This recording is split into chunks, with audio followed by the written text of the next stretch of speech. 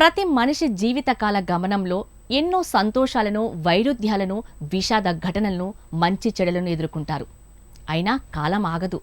వీటన్నిటికీ అతీతంగా తన పని తాను చేసుకుంటూ వెళ్ళటం ఆయనకి అలవాటు. మనిషి జీవన ప్రయాణంలో ఒడిదుడుకులనేవి సర్వసాధారణం. కొంతమంది ధైర్యంగా ఎదుర్కొంటారు. అలాంటి కోవలకి చెందినవారే మాచవరం వెంకటేశ్వర్లు. భావోద్వేగాలు లేని సానుకూల దృక్పథం ఆయన నైజం. ఎలాంటి స్వార్థం లేకుండా కొంతమంది దానగుణానికి ప్రతిరూపంగా నిలుస్తారు. అలాంటి కోవకే చెందుతాడు మాచవరం వెంకటేశ్వర్లు.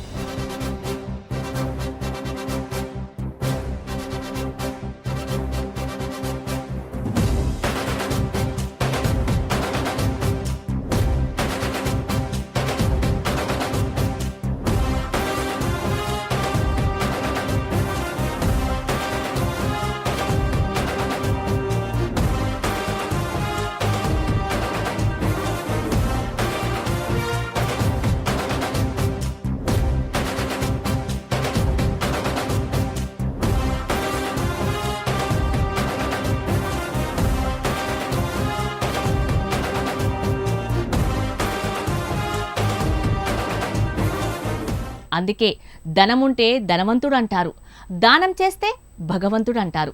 ఇది లోకోక్తి. ఇది ఆయనకు అక్షరాల వర్తిస్తుంది. మన దేశం పుణ్యభూమి, ధర్మభూమి.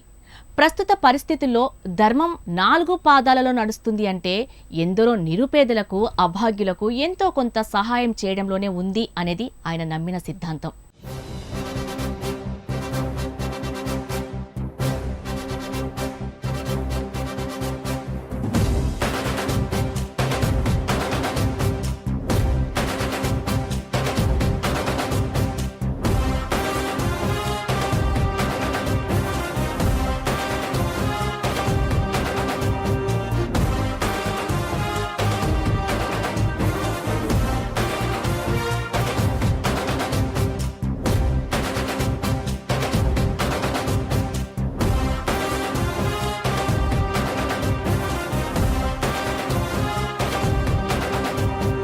రెండు 2018 నుండి Shri Ramanuja Philosophical Foundation Trust చైర్మన్గా బాధ్యతలు స్వీకరించిన నాటి నుండి 2024 వరకు కార్యవర్గ సహకారంతో అంచెలంచెలుగా ఎదిగింది.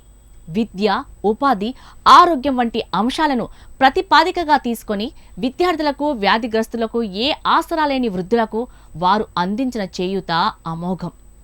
ట్రస్టులో నిధులు ఉన్నంత మేరకు వారికి పంచే ప్రయత్నం చేయటంలో మాచవరం వెంకటేశ్వర్లు గారి పాత్ర అనిర్వచనీయమైనది. ఎంతోమంది దాతలు వారి జీవన గమనంలో రకరకాల పరిస్థితులు ఉన్నా సమాజంలో నిరుపేదల గురించి ఆలోచించి వారి విలువైన విరాళాలు ట్రస్టుకు అందించటంలో మాచవరం గారి పాత్ర వినూత్నం. నిస్వార్థంగా నిరుపేదలకు వారు చేస్తున్న ఈ దాన గుణమే వారిని మరింత శక్తివంతులు చేస్తుందని, వారి ఆశీస్సులే, ఐశ్వర్యాలే తిరిగి వారికి ఆ భగవంతుడు అందించగలుగుతున్నాడు.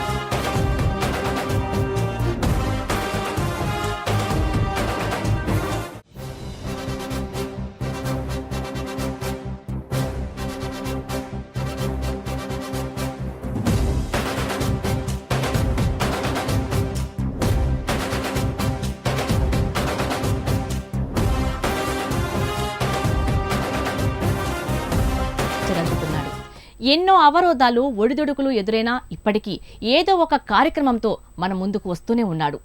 Shri Ramanuja Philosophical Foundation Trust తరపున ఎన్నో కార్యక్రమాలను రూపొందించి పేద, మధ్యతరగతి, బలహీన వర్గాలకు అండగా నిలిచి భావి తరాలకు ఆదర్శంగా నిలిచిన సందర్భం మనము చూసాం.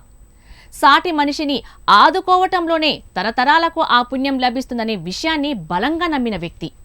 సామాజిక సేవా దృక్పథంతో పనిచేయటం ఆయన నైజం.